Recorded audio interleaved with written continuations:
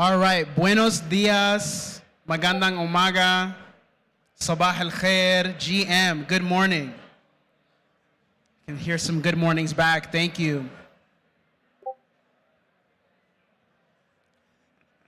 So, I'd like to start us off with a quote. I have a friend by the name of Eche from Afropolitan, and he loves to say that podcasting is the new oral tradition.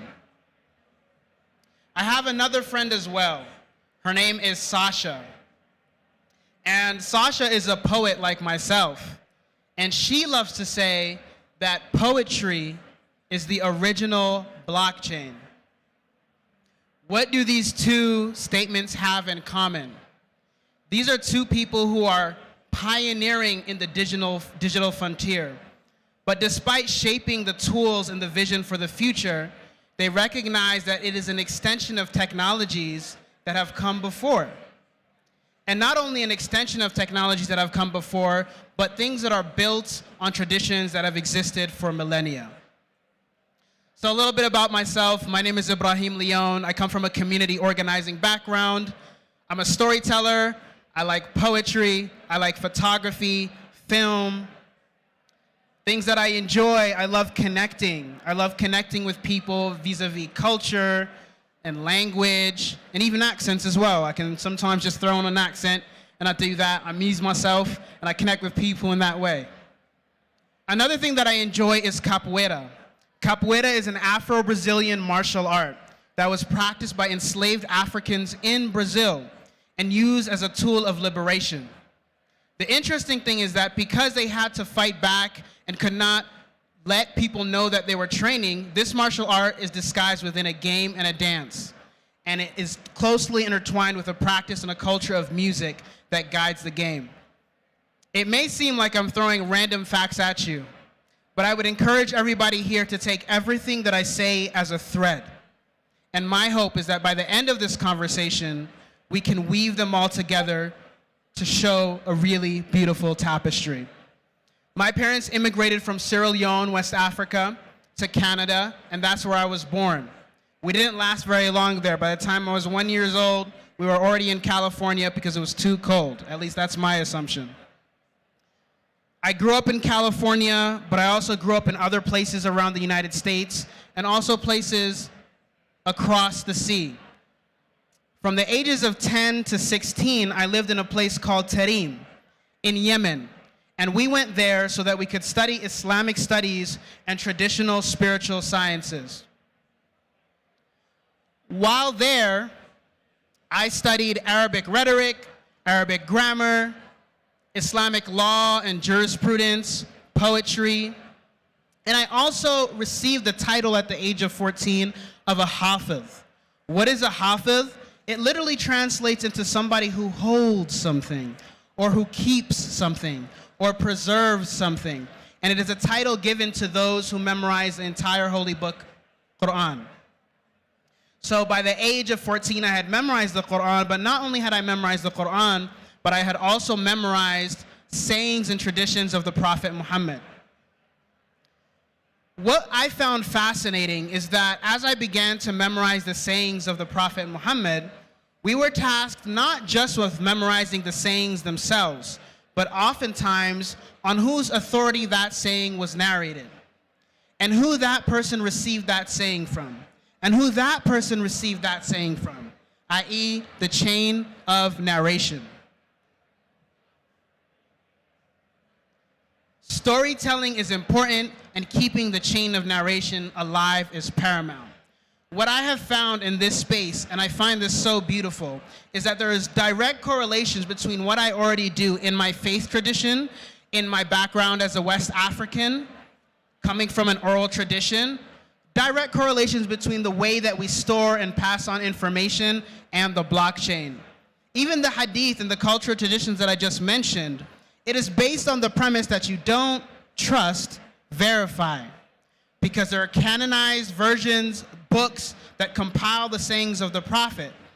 But what gives and makes a clear distinction between a weak saying of the Prophet, something that you cannot extrapolate Islamic law from, and a strong one, is oftentimes how many chains of narration go back to the prophet? How many nodes are there? How distributed is it?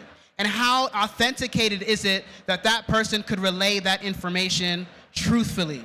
Sometimes somebody lied, and that weakens an entire chain of narration. Or someone has a weak memory, that weakens a whole entire chain of narration. So this is one of many examples that I found where, stepping into the blockchain space, I found that I could embody who I was as a Black West African Muslim.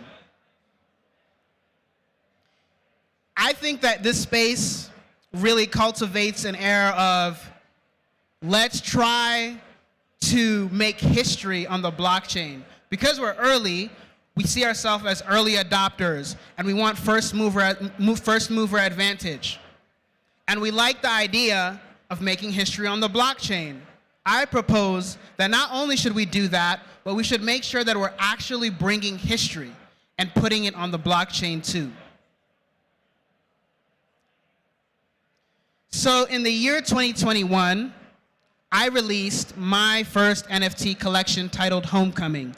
It is these photos that you see before you, photos from my first trip ever to Sierra Leone, West Africa, where I spent 3 weeks getting to know and understand my culture. And I titled it Homecoming because there was an odd sense of familiarity, even though it was my first time going home. I released these NFTs as a collection and also simultaneously released a mirror article, a white paper of sorts, where I told people that when you collect my NFTs, I will use these funds to travel back to my origin, my place of origin, Sierra Leone, for the second time, and not only explore but document my culture. Thankfully, people resonated with the story, and they resonated with the fact that I was explicit in that I wanted to explore how blockchain technology could be leveraged to preserve my culture. People collected, and thanks to my collectors, thanks to my friends, my family, and especially my mom, my biggest supporter of all, I was able to make it to Sierra Leone. The photo that you see of me sitting on a drum is right next to a well in my grandmother's backyard. Every morning, the way that I start my day is by going to the well and drawing water out for the household. I'd say I romanticized it a little bit, but it was also my way to get my workout in and serve the other people of the household. On the first morning back, as I was drawing water out of the well, I saw my great auntie, and I remembered the first time that I saw her, around the time when I took these photos, and how she greeted me for the first time. She raised my mother, but because I grew up in the West, she never had an opportunity to meet me. So when she saw me, she immediately began to sing, and she immediately began to dance. So even though I came to Sierra Leone with this grandiose idea and really just an intention, when I saw her, I immediately knew what I was there to do. I wouldn't just preserve stories, I would focus on songs and poems because they're such an integral part of our culture and the way that we relay history and knowledge.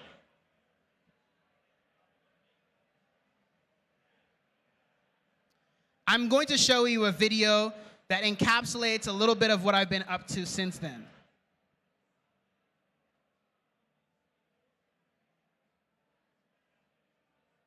My name is Ibrahim, and I'm a community organizer, multimedia storyteller, and archivist originally from Sierra Leone, West Africa. In the beginning of 2021, I entered the blockchain space, curious about the implications for me as an artist and investor. I started off collecting NFTs, and eventually became a DAO participator and a DAO founder. But as excited as I was by the blockchain, I recognized that we were barely beginning to scratch the surface of what was possible. So at the end of 2021, I decided to release an NFT collection titled Homecoming, with the expressed intent of using the funds that I garnered from that collection to travel to my country of origin, Sierra Leone in West Africa, and not only learn about my culture, but document it and explore how I could leverage blockchain technology, decentralized file storage, and metadata to preserve my culture. The Tapestry is a collection of short video format songs and poetry. With an emphasis on diversity, I collected songs from over 8 tribes. The tapestry is also a reference to the threads of metadata that tie the story together and aid in the archival nature of the project. I want this to not just be a project about cultural preservation, but a tool, an archival tool that can be used to standardize the way that we approach metadata and collecting of history and culture.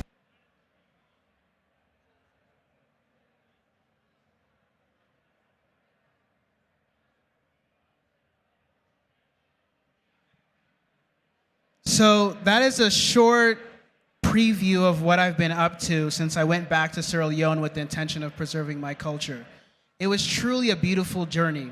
It started off very humbly in my grandmother's backyard, but by the end of it, I was working with the top chiefs in the land. And what I found is that they were inviting me into their homes, multiple of them, not just because of who I was and my intention, but who my great-grandfather was.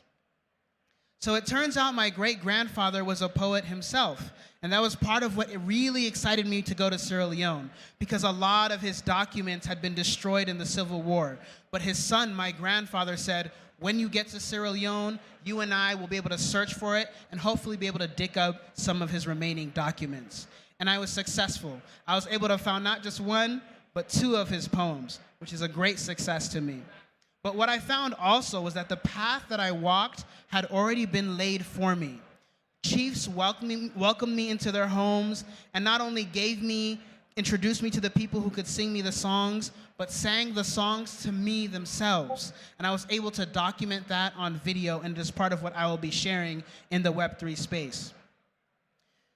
That is one of the threads that I think is fascinating about my story. The fact that even though I might not know exactly where I'm going and I follow one single thread, at some point I step back and find myself enveloped in a tapestry that has been woven without my contribution and without my intention.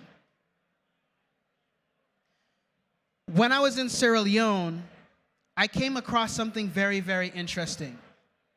I realized that what I was doing in Sierra Leone would give me threads that will make me travel across the world, including to Brazil.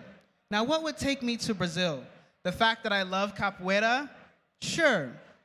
But besides the fact that I love capoeira, for as long as I've trained in the martial art, I have always heard in the songs what sounded to me like words of prayer in the Arabic language. However, whenever I asked about them, people would respond that this is just ashe. This is energy. And although I did not disagree, I felt that I had the direct translations of what was being said because there are words that I say every day, even though they might have been altered just slightly. When I was in Sierra Leone, I heard about a village in the depths of the jungle where they practiced Islam and had Islamic poems and songs. And so I was curious to hear them and document them as well. So I traveled to this jungle, and when I was able to find it and sit with the inhabitants of this village, they sang. They welcomed me in song. They gave me song. They gave me ask and how they wanted support to continue to build in their village. But what really stood out to me was the fact that they sang the songs that I hear when I train in capoeira in the same way. The words la la la la la la la la la. And to me, that sounds very close to la ilaha illallah. And the way that they sang this in Sierra Leone was closer to the way that they sang it in Brazil than the Arabic iteration. Isn't that fascinating? So over time and generations, in Brazil, I believe that it had become encoded in order to survive that Islamic tradition. And in Sierra Leone, it had also changed slightly over time, but because it was still imbued with the meaning, people knew what it was. And so now I come to recognize that the tapestry is something that is not something that just connects us cross-generationally, but cross-culturally as well. And I have goals of going to pursue threads in Brazil, to collect songs and poems over there, and to Indonesia, and in places all around the world. I feel really privileged to be in the Web3 space because NFTs empowered me to go and build a community that would support my journey. Beyond that, I have found myself in the public good side of things with Gitcoin, and I was able to get 700 contributions from individual people to support the continuation of this project. So what I love about Web3 is that you're able to have an idea and have people coalesce around that idea and support you directly in a way that is sustainable, and you can continue to build on top of that. Not just that, but you can build in an autonomous way where you're not reliant upon any significant institution, and although you may leverage a traditional or a legacy institution or brand, you can still be the owner of the platform yourself. In Sierra Leone, I also had the privilege of onboarding many people into the Web3 space, because the idea is not just to provide people with fish, but to teach people how to fish themselves.